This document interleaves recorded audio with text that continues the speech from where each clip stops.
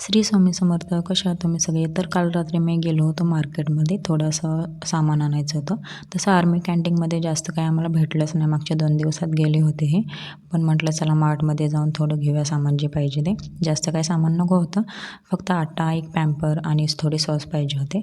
तर इथं मी घेतलं आणि इथं मस्तपैकी आधीची मज्जा झाली. तो पप्पा करत होता. म्हटलं कुठे आहेत पप्पा? तर मला दाखवतो बोटाने की भांग आहेत म्हणून. म्हटलं ठीक आहे चला.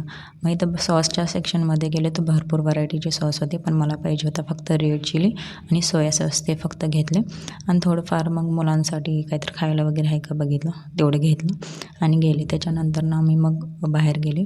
मग बाहेर पडलं मला इथं गूळ दिसला. मग गुळामध्ये बघू शकता तुम्ही किती व्हरायटी आहे, पण आम्ही एकच प्रकारचा गूळ घेतला, तो म्हणजे हा. आणि नंतर चणे पण साईडला होते, तर श्रीला चणे आवडतात खूप, म्हणून म्हटलं चला. आणि दिल्लीमध्ये थंडीच्या दिवसात तुम्हाला गुळापासून बनवलेले हे पदार्थ दिसतीलच, म्हणजे प्रत्येक दुकानाच्या बाहेर.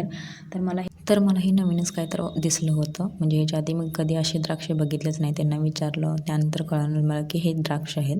मी हिरवे द्राक्ष बघितलेत, काळे बघितलेत, पण असले कधी बघितले नव्हते. त्यांनी म्हटले टेस्ट करून बघ, आंबट वगैरे आहेत का?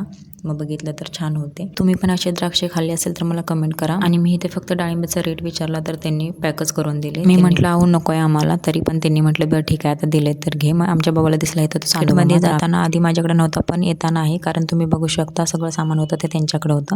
मग जाताना आम्हाला पाणीपुरीचा गाडा दिसला, मग आम्ही पाणीपुरी घेतली पार्सल आणि घरी गेलो. चला बाय.